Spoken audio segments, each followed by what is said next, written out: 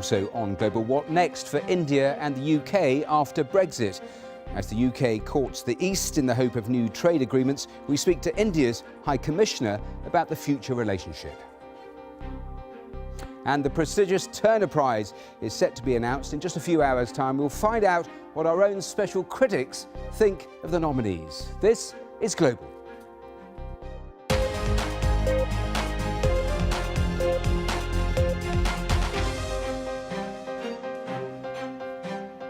Now, London's mayor has started his week-long trade mission to India, calling for a fairer and more flexible visa system to make it easier for skilled workers to come to the UK.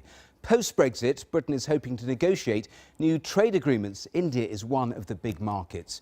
But current immigration policy has long been a source of friction in India.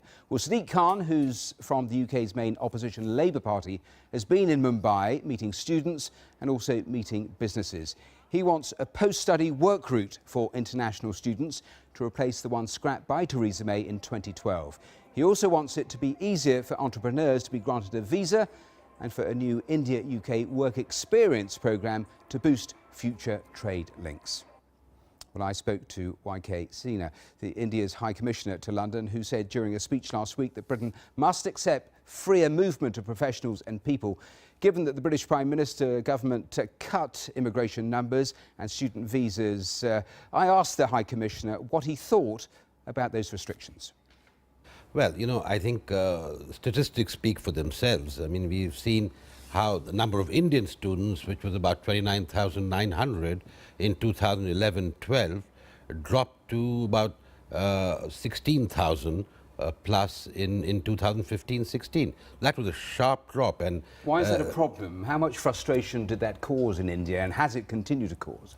I think, you know, we must look at it in a holistic manner, because there are many other countries that Indian students go to. The United States, for instance, is the #1 country where Indian students head to traditionally for quite some time now. And now there's Australia, Canada, New Zealand, and even France and Germany. So the Indian students have alternatives, but traditionally UK has been a very important place for Indian students. Even our independence leaders studied here. But that is tradition. That is many years ago. Going forward, I just want to be clear. When you say that more skilled immigrants should be allowed to come from India to this country, if Theresa May does not move on this, what are the chances of her striking a trade deal, a free trade deal with India? I think I would hesitate to prejudge what would happen, but certainly freer movement of professionals and people is right up there as far as our agenda is concerned for any free trade deal under Mode 4 of the WTO negotiations. I think it's important that Indian professionals have contributed so much in the UK. But let me put the question a different way then. Can there be a free trade deal unless there's movement from the British government on this visa issue? You know, any free trade deal that's negotiated is a give and take. It has to be a mutually win-win situation. But you expect them to give on that? Well, we expect that this will be an important agenda item on our part, and we do hope that there will be recognition of that with our interlocutors.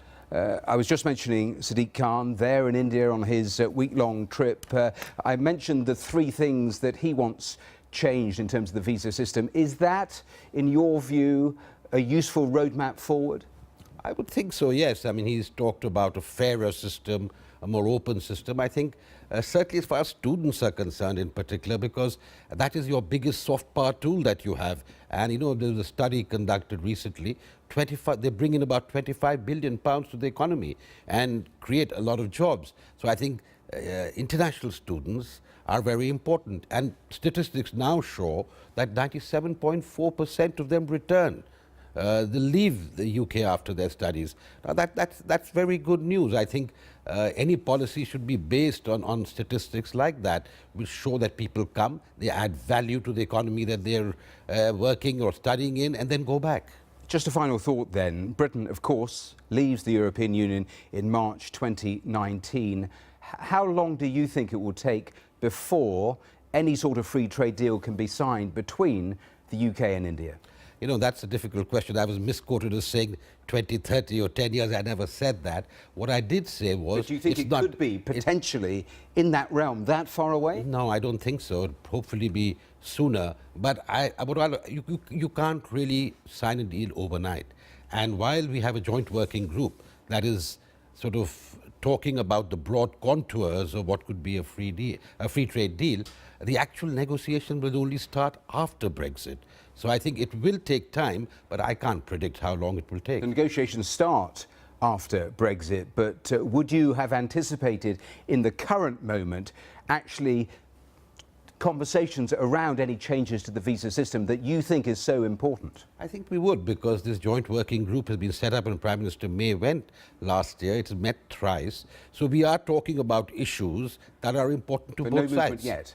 I think it's too premature right now to really see any movement. But I just wanted to mention that this year, from January to September, there's been a 27% rise of visas issued to Indian students, which is very encouraging. Well, that was India's High Commissioner talking to me just a short while ago.